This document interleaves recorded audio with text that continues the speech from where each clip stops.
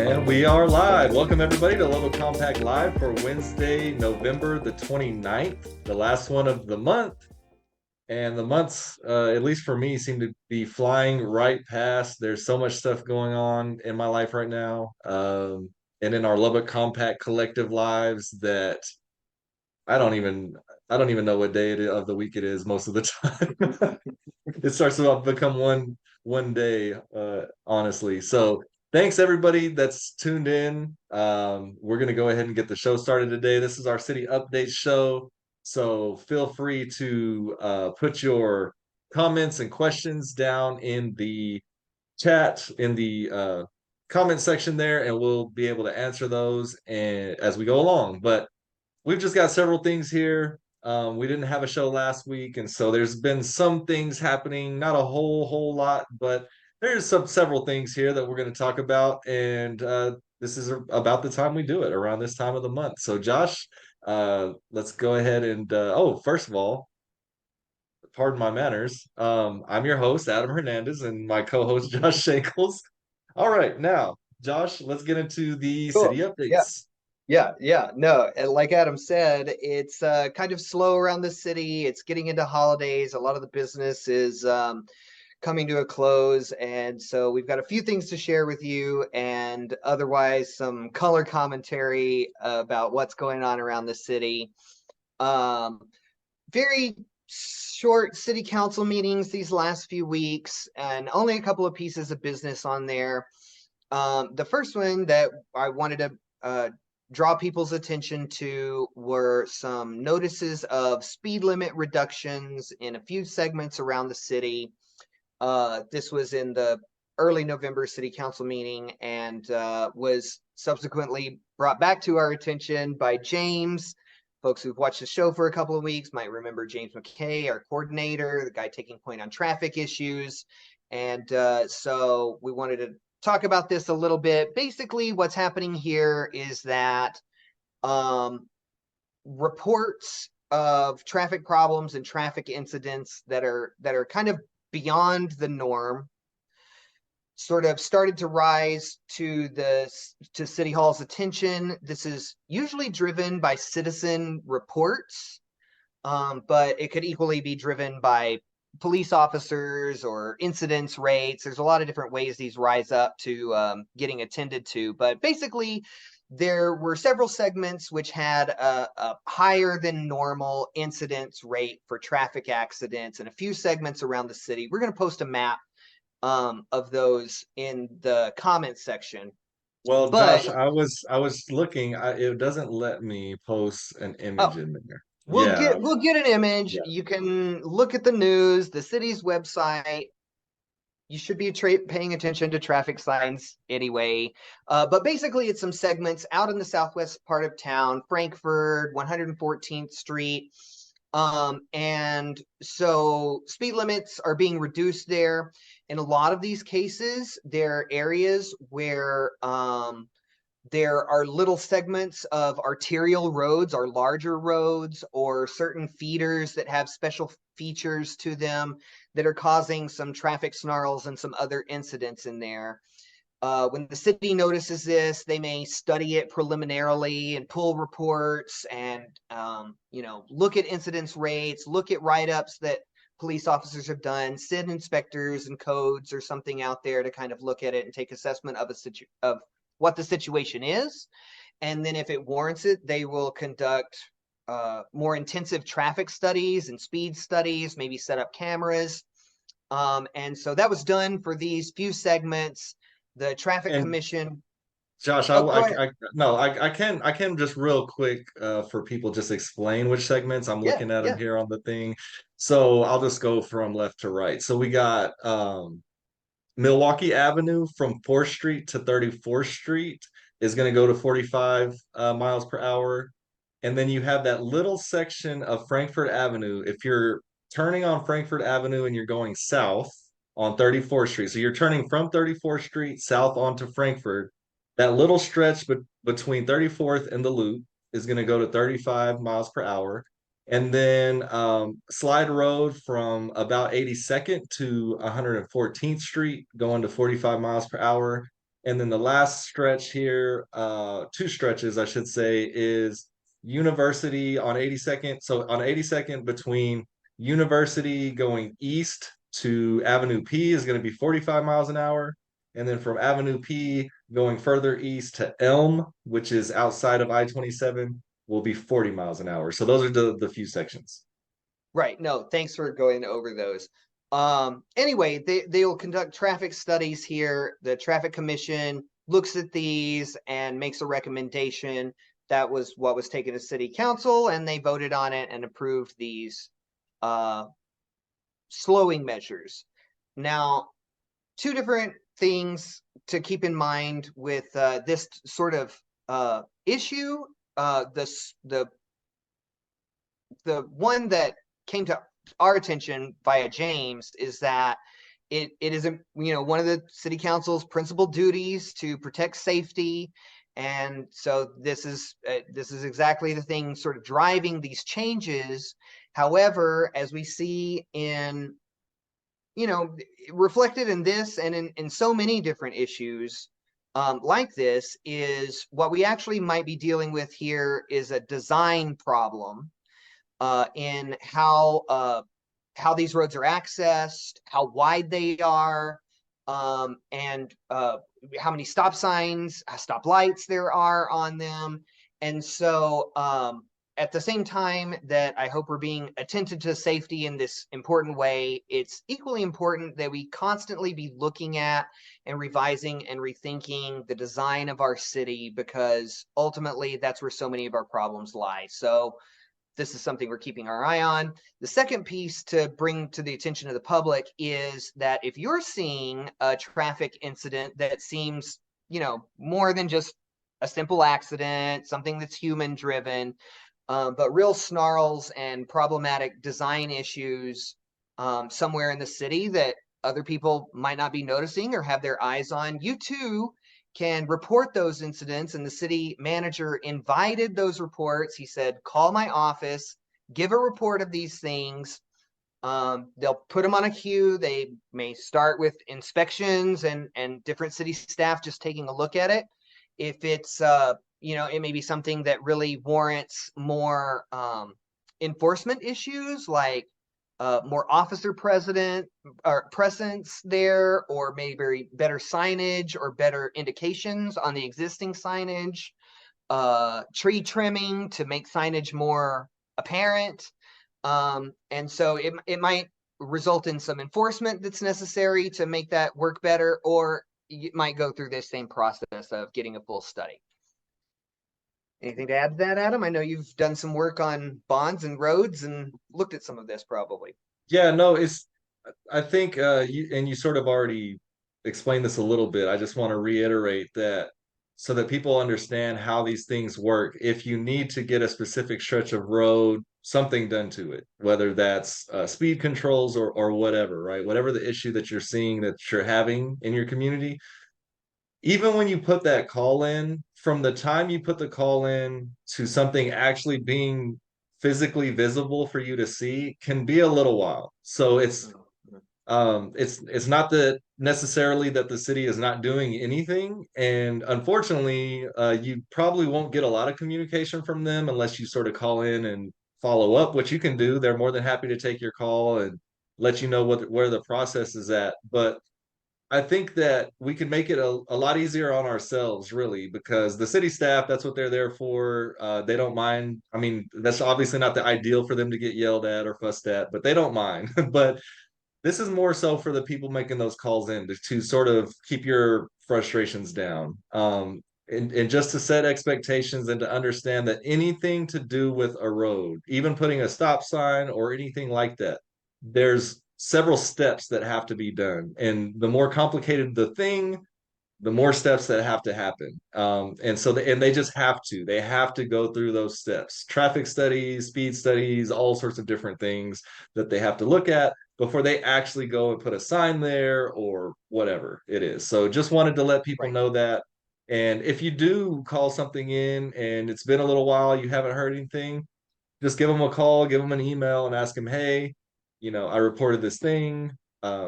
Where is that at? Also, another helpful tip here is to maybe when you start the phone call, maybe just make sure that you're talking to the right person that can actually help you out with that thing, because that's where a lot of miscommunications can happen. And just, pretty much if you get somebody on the phone, tell them what your issue is, and then ask them if they could point you to the right person to deal with that thing. It'll save you and the city lots of frustration and lots of trouble. So just some tips there. Right. No, I think that's really good.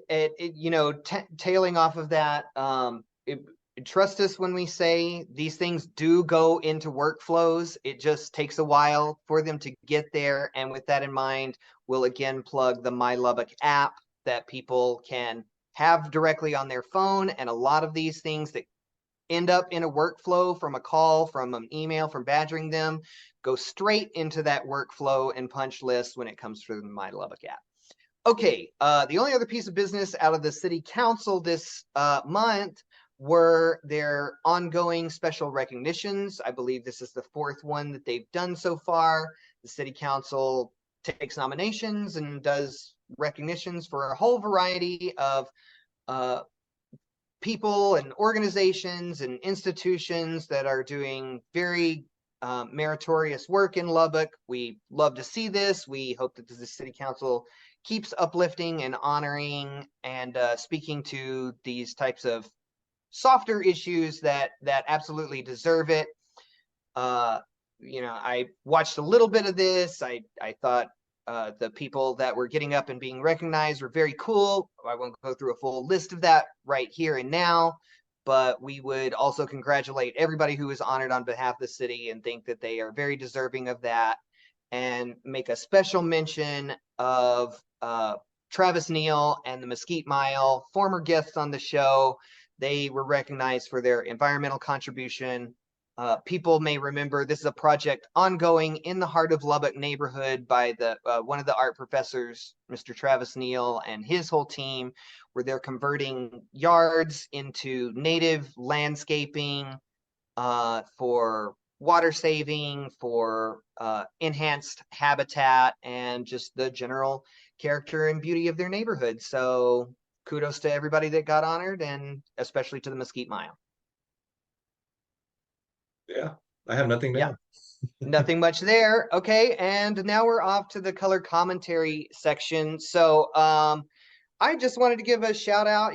Folks were at home for the holidays. Maybe you got a chance to watch the Macy's parade. Maybe you've seen this on the news, but I just want to shout out and uplift the Going Band. It was really cool to see the Raiders in New York City. I saw that they got a wonderful reception. It's really cool to see this sort of cultural ambassadorship happening, and for some local musicians to get such a big stage. So kudos to the Going Band. They looked good. They sounded even better. It was really cool.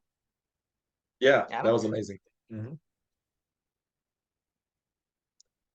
And then next thing that may have skipped some folks' attention, but I thought was really cool going on around town, maybe Adam would give us a little bit more about it, was the Ruby Bridges walk that was organized a couple weeks ago, 2 weeks ago, I think.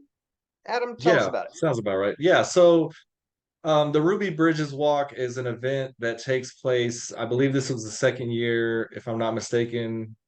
I could be wrong on that, but it's an annual event that happens at the Rise Academy Charter School, which is in East Lubbock on MLK Avenue. And so Ruby Bridges was the civil rights leader at 6 years old, who was the first Black child to go to an all-white school in her town in Louisiana. And so many of you probably have heard about Ruby Bridges. If you haven't, you can check out her story on Google and all of that good thing. Just a really monumental moment in our history when it comes to civil rights, and just something this young girl had to be so brave to go through what she went through. I do always try to make mention of what she went through so that people understand just the nastiness of it. And I think it's more important nowadays to re-talk about these things because of the way that we see a lot of things going sometimes. And so this 6-year-old little girl had to be walked to school by four federal marshals. And the reason why she had to be escorted by federal marshals is because there was huge crowds of people, many of them adults, yelling at her, spitting at her, calling her all sorts of names and N-words and all of those things, telling her they were going to hurt her. And these are grown people, right? She, with her head held up high, walked there every day and went to that school. The parents who were not in support of school integration took their kids out of that school. They refused to take them to the school. You had some of the white parents who did let their kids go to school with Ruby, and they caught flack for that, of course, from their neighbors. And so it was just a whole nasty situation. I just could not imagine the pressure on such a young child in that position, plus with the national news attention it was getting and all of those different things. And so it was a really big, monumental moment in civil rights, and it really did kick off a lot of other activity that made a lot of improvements. And so we think that it's important for students, especially in a predominantly Black neighborhood, to know these things about history and to understand that that wasn't that long ago. I actually had the honor of going to speak to the students the day before the walk. They had an assembly and they had been reading about Ruby, and I spoke, Jafar Abdullah spoke, Miss Sheila Patterson Harris, councilwoman for District 2, spoke.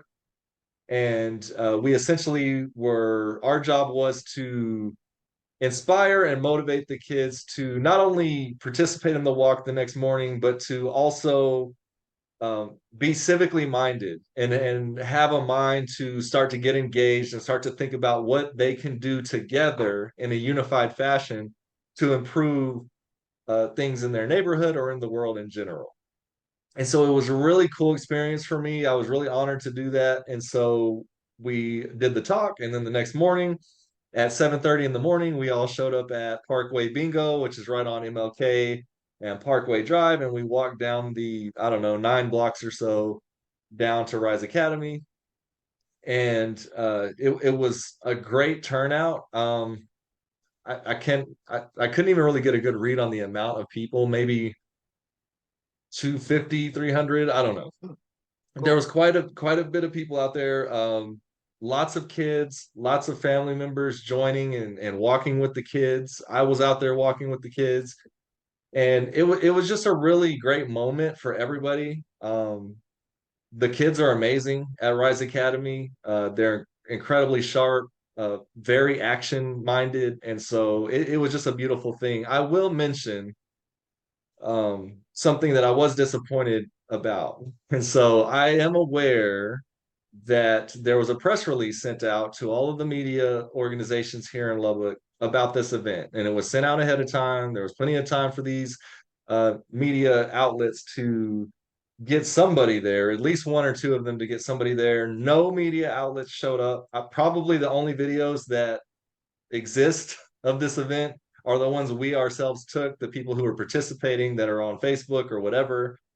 And I just will say that I think that that's a shame. I think that I'm not sure where the breakdown happens, but I do know that when we send out a press release about an event or about anything really, we may not get all of the media organizations because we understand everybody has their own media cycle and their own stories going on and their own limited staff, right? But we can usually get at least one or two on the low end to show up, and sometimes we can get them all to show up.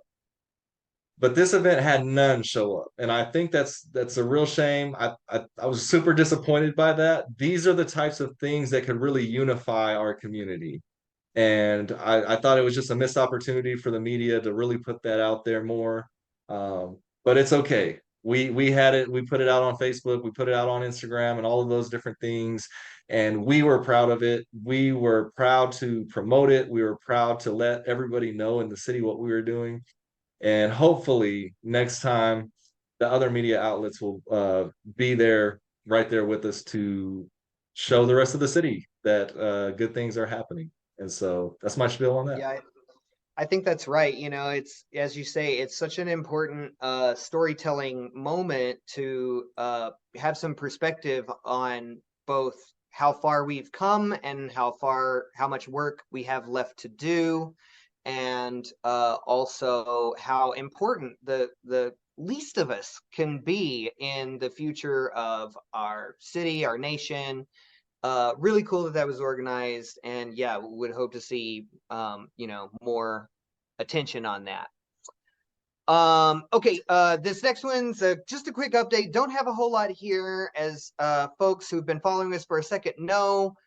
The city council early in the month voted to form a committee to study the issue of amortization and strategic downzoning in the city of Lubbock. We won't give this a full rehash. Folks will know that we've been working on this for quite some time, and that this committee stands to be a huge benefit when looking at these two issues. Is a great place to start. We know that the committee had its first meeting on December 17th, and the agenda was really just to vote on their chairperson and to set to make sure everybody was aware of their charge and to set their next meeting time. Little insider information here: when a public body, an appointed body, an elected group is going to do a meeting for the Public Information Act and public meeting notice. They have to post the notice of that meeting 72 hours in advance of it actually happening. And we keep a pretty close eye on these sorts of things, but nonetheless, there was apparently a 3-day period where we didn't see this. And so we didn't see this initial meeting coming across the desk. I'll accept full responsibility on that, although I know for a fact they posted this with the absolute minimum amount of time necessary. So I just want to keep people aware that we are watching this issue. I did contact the city secretary's office. Everybody that knows something about this is out of town until Monday, and we'll be with you with future dates. But we are working on materials for this committee. We are still working with our strategic partners on this, and we will keep folks apprised. Adam, you want to do a birthday recognition? Oh yeah. So we have a very special birthday recognition, Miss Rose Wilson, who turned 96 years old, and we've talked about Miss Rose on here several times. I was the recipient this year of the Rose Wilson Leadership Award from the Lubbock NAACP that I was very honored to be awarded.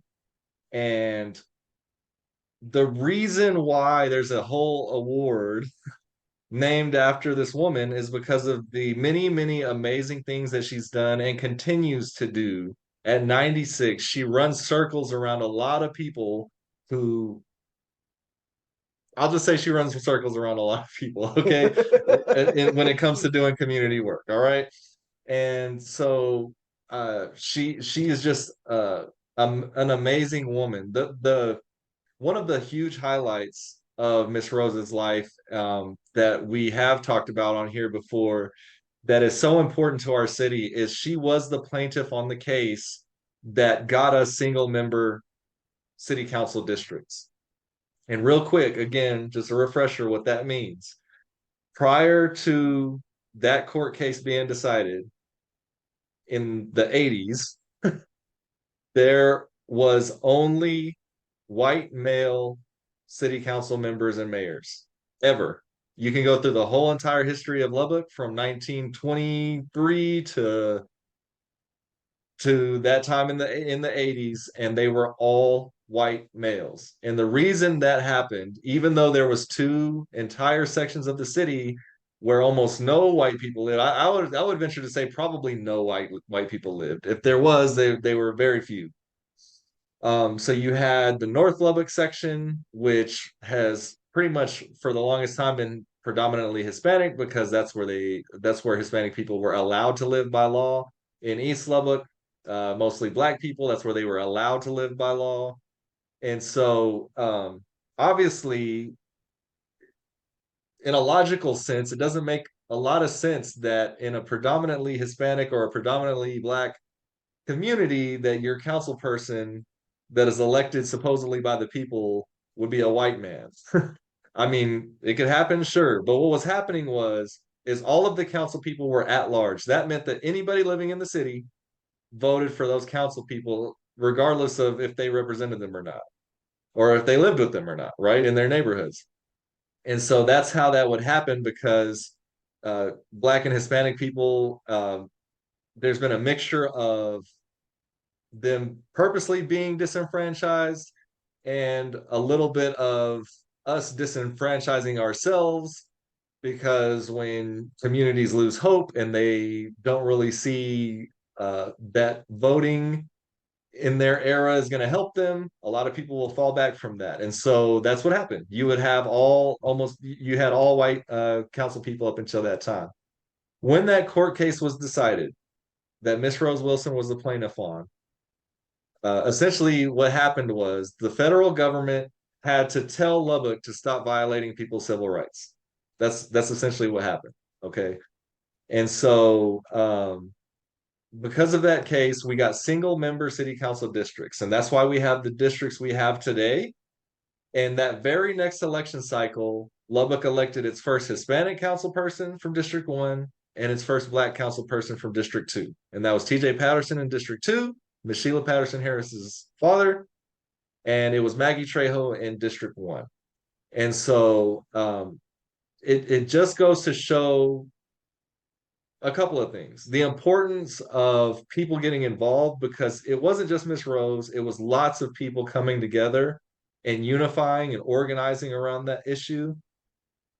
So it shows the importance of getting involved and staying involved so that people can't just do whatever they want and get away with it. And then it also shows the power of people gaining the empowerment of voting. And so we talk about it here all the time. And so you know, the reason that any of us from those districts can run and have a shot at being on the council is because of Miss Rose and all of the work that those folks did that helped her out. And so just a legend of our city and really of our country. She was the recipient of the governor's award for a lifetime of civil service. And so, I mean, she's just an amazing woman. We love her so much, and I'm happy to say she loves me too. So Yep. we love Miss Rose, and we're happy to wish her a 96th birthday. So Yeah. Huge shout out to Ms. Rose. Okay, powering right along. This is just a public service announcement. The Public Health Department has a new offering where they are taking appointments for PrEP. This is pre-exposure prophylaxis. This is a new offering for our Public Health Department and is a really critical preventative health treatment. And basically, what PrEP is a daily pill that a person takes that almost entirely prevents the spread of HIV virus. And so this is, critical preventative medicine in stopping the spread of a virus that is deadly in the worst of circumstances, but even the best of circumstances takes a lot of time and resources to manage. And so it's great that our health department is offering this as a part of their preventative treatments. And folks who might have an interest in seeing if this would be a good medication for them to be on, particularly folks that might be parts of communities where this is a particular risk, can call up to the public health department and get an appointment scheduled for this. They'll do a little blood work and ask you a few questions, and it's very seamless. Scheduling for these appointments and all STI appointments at the public health department is every Monday, so just call them on any Monday, and they will get you worked into that. And folks should know that there's also financial assistance available for this. The health department is working with a fantastic pharmacy. They make it super seamless. So love to see that offering out of our public health department I encourage folks to take advantage of this if they need to. Yeah, I do want to real quick because we haven't shown our appreciation, and Kim just reminded me because she said we have a wonderful city health department. It's been a little while since we've given Catherine Wells, the director of our health department, her flowers. Um, I just met with her the other day on some issues and was getting some information from her and just getting caught up with where a lot of things are with our health department, where it's going. And I know we've said it here before, but we've got lots of new viewers, and I have to let everybody know that whatever you feel that our health department may be lacking, I can guarantee you it's on the way. And Catherine Wells, the way she does leadership is, in my opinion, how it should be done. She Mhm. seeks out collaborations for things that the health department itself may not have. She's actively out searching for every grant under the sun that would help to advance our health department situation. She's spearheaded getting our new health department facility that's going to be over on 50th Street. And if you're not familiar with the health department building now, it's pretty small. When you look at the size of our city, it's pretty small, and they do amazing things there. They offer all sorts of services. They're going to help you no matter what your income is, no matter if you have insurance or not. You can get free STI testing. There's various things that you can get done there. And they have programming for to help folks with substance abuse and trying to recover from that. They are doing some things as much as they can alone without city leadership help. They're doing some things to try to advance our mental health systems and trying to fill gaps there. And she really does love her job. You can tell that she absolutely loves her job. And you can absolutely tell that she spends each and every day, all day, trying to figure out how can she make the health department better and fill more gaps in our community so that people get taken care of. And that new health facility is going to be huge. And there's going to be a transitional care clinic pilot happening there. So, I mean, there's all sorts of great things that she's been doing. And I just really wanted to give her flowers because she definitely deserves them. And I just want to let people know we have an absolutely amazing health department director and staff. It's not just her, amazing staff, amazing director.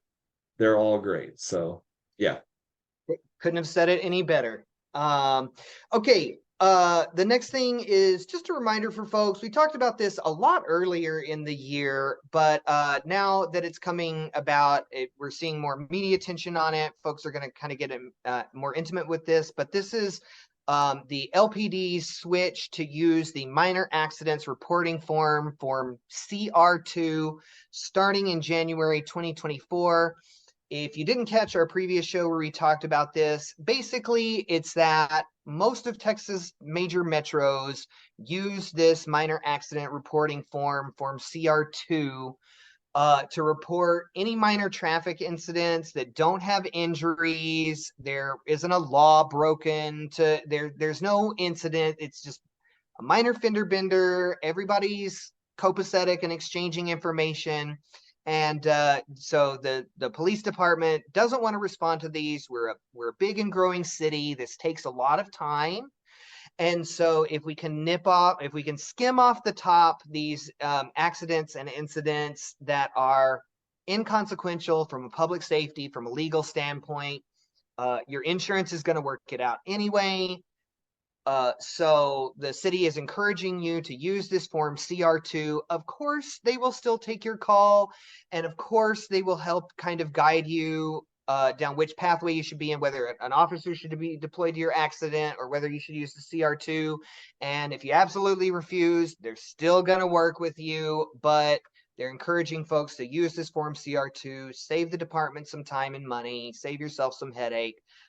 So we're just kind of reminding folks to look into this, find the link for that form. I'm sure it'll be all over the city website, LPD's website. But we're just kind of helping spread the word that January 2024 this starts up. So hopefully you don't have an accident in this next year. But if you do, and it's minor and everything's working copacetic, please avail yourself of the Forum CR2 starting in January 2024. And then I did think it was appropriate that we acknowledge the death and passing of Matt Dawson. We've seen this a lot in the news this week. Folks may know, may not know that this was a firefighter, first responder that was severely injured in some accidents that happened during one of Lubbock's major ice storms. There were some I-27 crashes. This guy was out there responding to it. Him and two other officers were involved in a subsequent accident that happened there. The other two officers died, and Matt, who is a firefighter, was severely injured. He, kind of became a leader and a touchstone in our own community about how to best help first responders not be in danger while they're responding to other accidents. And because of his incident and his advocacy, Texas got the Matt Dawson Act, which expanded compensation for both paid and volunteer first responders, which is something I think that is so important for these people that are out there really risking life and limb to help the rest of us in our deepest need. So we know it was a terrible loss for his family, people in the community that cared about him, his peers in the fire department. And so, we want to wish them all the best in their healing after this terrible loss. Yeah, and a lot of people don't realize, because thankfully they may not have to, but in our city, and in a lot of cities actually, but in our city, if you have somebody that is injured, probably the first person on the scene is going to be a firefighter. It's not going to be an LPD officer. The reason for that being is that we have many more fire stations than we do substations for LPD. And so they're just closer. They're a lot more available than maybe an LPD officer might be right at that time.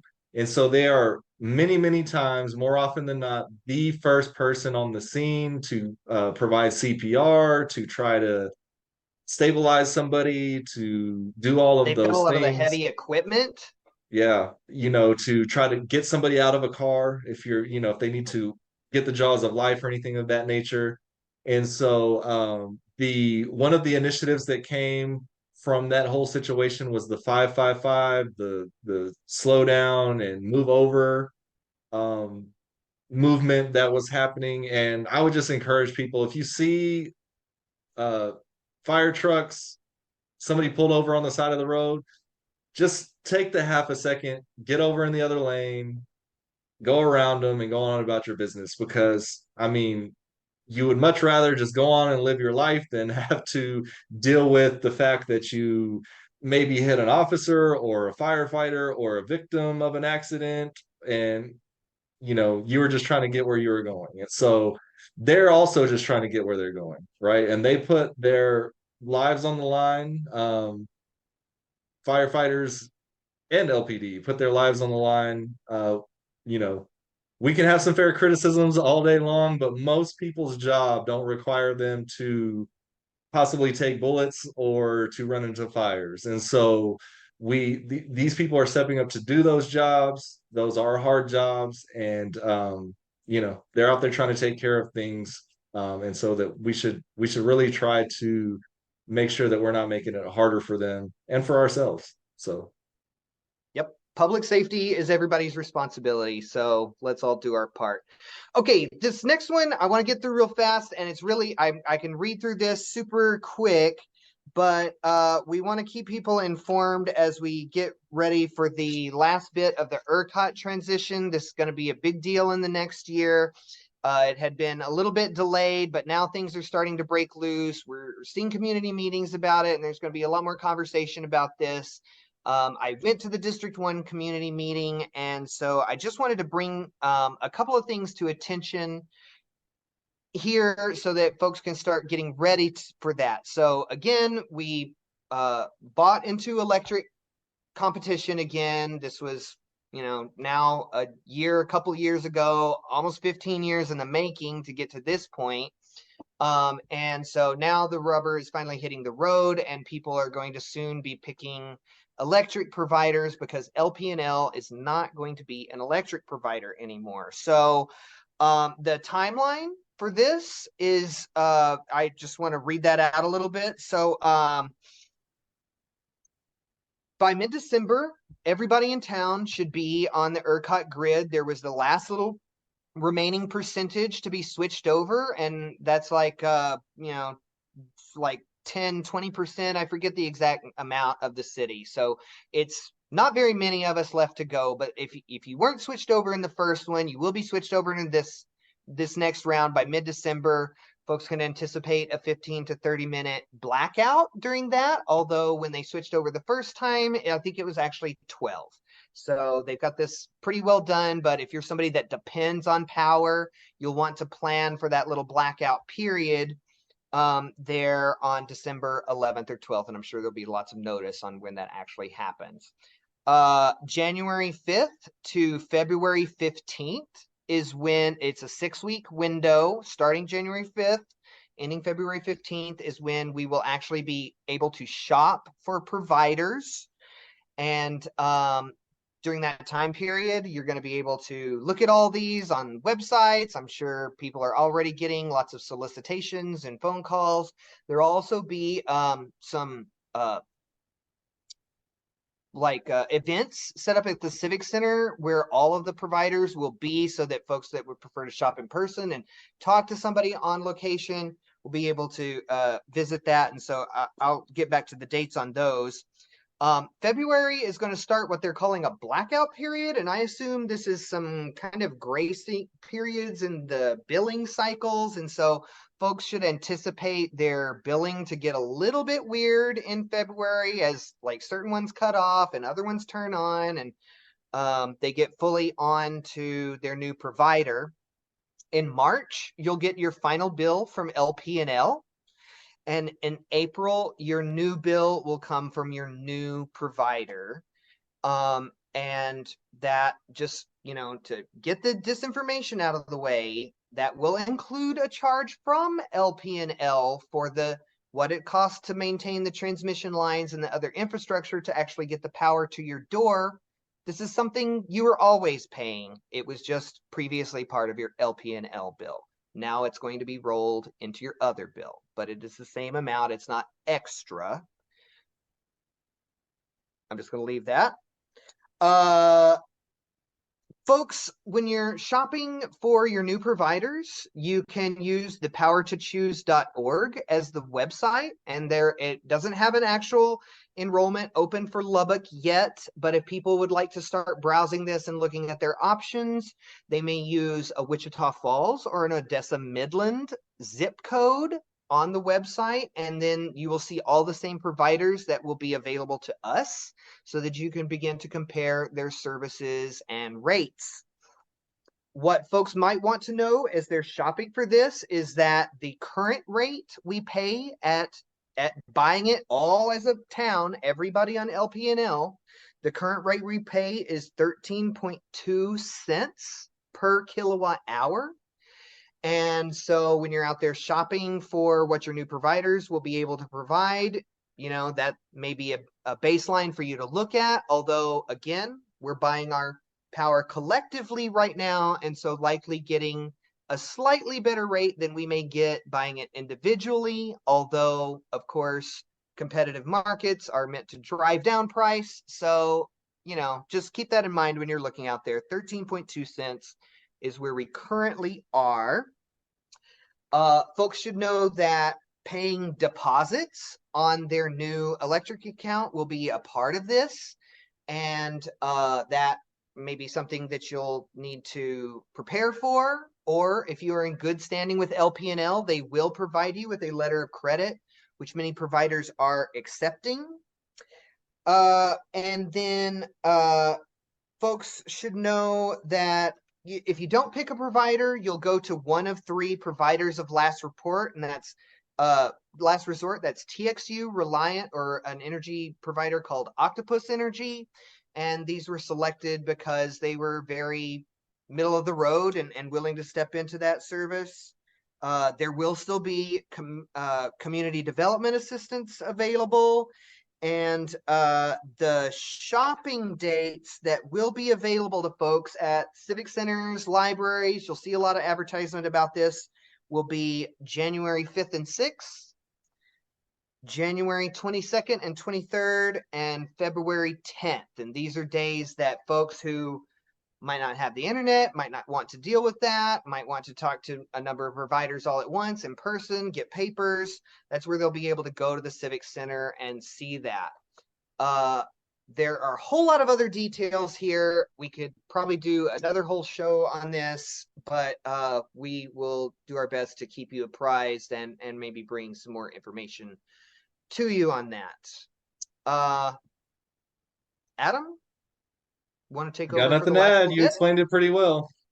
All right. I've heard this presentation so many times over the last 2 years. I could give the presentation myself from LP&L. So I know you you're did a like good the job. Good okay. job. Well, the last bit of business is we want to talk about the Estacado Town Hall meeting. I was not in attendance for this, but I know you were, Adam. So tell us what happened here. Okay, so those of you who've been following the show will probably remember we had some criticisms for the situation over at Estacado, and the basics of what was happening was there was a mice issue at the school. There was also a sewage issue with one of the bathrooms that was not resolved, and several people in the community, some parents from the schools, were rightfully concerned about that, reached out to administrators, and the trustee for District 2, Mr. Bill Stubblefield.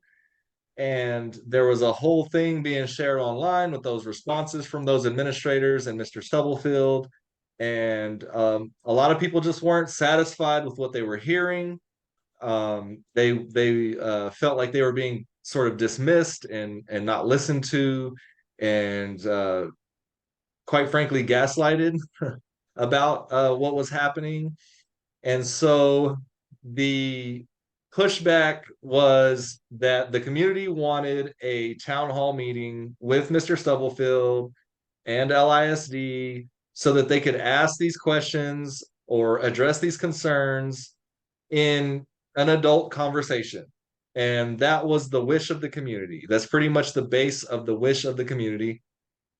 And what ended up happening was there was a meeting set at the George Wood Center. The community wanted the meeting to happen at Estacado so that people could actually see these things that were happening.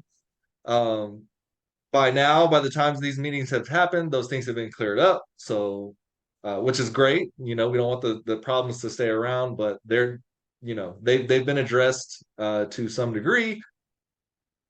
And so the the community wanted a public meeting at the school. Mr. Stubblefield set a meeting at the George Woods Center, which is a community center near the school. It is his building. He's a pastor there at the church, and there's various organizations that use that community building. And it was a invite only uh, gathering, which further sort of frustrated the community because that's not what they were asking for. They were asking for a public town hall that anybody could show up to and ask their questions. The response from Mr. Stubblefield was that that meeting was set prior to all of this pushback happening. And so that was his story. So they had that meeting, and there was further pushback from the community because they either weren't available to go or they didn't go because they didn't feel like it was being handled correctly. Okay, so there was two things going on. So then another meeting was scheduled for October 30th at the Estacado cafeteria. And so that's what everybody was anticipating. And I think that was maybe 2 or 3 weeks after this initial meeting that happened at the George Wood Center. I can't remember the exact timing there. Just a few days before the October 30th set meeting at Estacado, the administration from LISD sent out an email to everybody and told them that the meeting was being postponed, that Mr. Stubblefield had a death in the family, so they were postponing the meeting until November 30th, a whole month later. And they did specifically mention November 30th. And so everybody was now anticipating the November 30th meeting. And we were all just sort of hanging out with our families over Thanksgiving break. And on Friday evening, sometime is when I first saw it. I don't know when it first started getting shared. But on Friday, sometime while everybody was on break, there was a flyer that started circulating from LISD that said now the meeting is on this Monday, the 27th, with no prior notice. Nobody knew it was changing. So now this has added to the frustrations. Okay. But I think that the general mood was okay, whatever, whoever can show up is going to show up and we're going to ask our questions. It's a town hall. It was promoted as a town hall. Now, we can get into definitions and do all of that, but it's really not necessary. When everybody hears the word town hall, they expect a very specific type of meeting. Okay. And what they expect is that yes, there may be some statement at the beginning. Yes, the principals from District 2 might come and talk about highlights of their school. But the main part of a town hall, why it's called a town hall, is for the subject of the town hall, in this case, Mr. Bill Stubblefield, the trustee of District 2. The expectation is that they'll take questions from from the audience and they'll have a discussion in real time so that people can ask their questions, they can respond, there can be some discussion there, and hopefully things can get addressed or get resolved or at least be explained in a way to where people understand, oh, okay, this was a misunderstanding, right? And so we all got there to um, this meeting on the 27th, on this past Monday at 6 o'clock, and we are hearing everybody's spiels. It goes pretty much the same way at these LISD meetings or at the LISD town halls. The one prior to this was Lala Chavez for District 1, and they'll have the trustee make a statement. They'll have Dr. Rollo, the superintendent, make a statement. They'll introduce all of the people from the admin building and talk about what they do. They'll have all the principals from that district come up and talk about what school they're from and the highlights of that school. And then the trustee will then open it up for questions. That's how Lala Chavez did it on her meeting. And the questions can really be directed to anybody that's there. If you have a director, you have a question for the trustee directly or Dr. Rollo or some other person that handles some other part of LISD, you can ask them directly and they're all there. It worked out really well at the District 1 meeting. I was at that meeting as well. And it worked out really well. There was some great discussion. I feel like people got a lot of things explained that maybe they didn't fully understand in the beginning. There was also some concerns addressed that I felt like there was some good conversation and that there was going to be some follow-up action to try to address some of those things. And so it was good. And that's the good thing about a town hall. Well, when it came time to that part of this meeting, it was announced to everybody that there was these large notepads on several of the tables and they all dealt with a different thing. One of them was like LISD community engagement, one was teacher retention, one was budget and facilities, and I can't remember the others. There was like four or five. And they said we're all going to go into breakout sessions and everybody write down their suggestions on these pieces of paper. And that's what happened. And so everybody was confused. Everybody was looking around, visibly frustrated, visibly confused. and they still participated in the exercise. I'm not opposed to that exercise. I think it's great to record people's answers so at least you have it there and you can hopefully review those things and do something about it. But it's not a real-time Q&A. And just to be frank, the feeling that everybody got in that building was that they're treating us like children. They're not treating this as if it's a discussion between adults. Now, whether that was their intention or not, that's how it came across. And this brings me to what our issues usually surround when we're dealing with LISD and to some extent city council and other governing bodies. They could really do themselves a huge favor if they could improve their communication and improve transparency and just have these open discussions with the community. Regardless of how uncomfortable they may be in the moment, no matter how uncomfortable the topic may be, this is how we get things done as adults, as communities. And that wasn't done. We weren't given that opportunity. And so as everybody's in their breakout session, I first asked Dr. Rollo, why is there not a Q&A? She explained to me that it was Lala's choice to do the Q&A at hers, and it was Mr. Stubblefield's decision to not have a Q&A at his. And she said they leave it up to the trustees, and that's what they decided. So I said, okay, fair enough. I went and had a long talk with Mr. Stubblefield. I talked to him for about 20 or 30 minutes and asked him the same exact thing. Why are you not having a Q&A? This is why all of the people are here. They're frustrated. His response to me was like, well, who's frustrated? Take me to them. Let me talk to them. Problem with that was it was literally the entire room. So right. Many people came to me and asked me to go talk to him. That's why, I mean, I was going to talk to him anyway, but many people asked me to talk to him and see what was happening. So I tried to explain to him what I just explained to you all. From the very beginning, when this thing started playing out with the mice situation, the communication that he gave to me in that conversation was not the communication that was given to the public while it was happening. We heard very little from LISD. We heard very little from Mr. Stubblefield, and the emails that folks were getting, there was different responses depending on who was responding. There was lines crossed there. There was a lot of vague answers.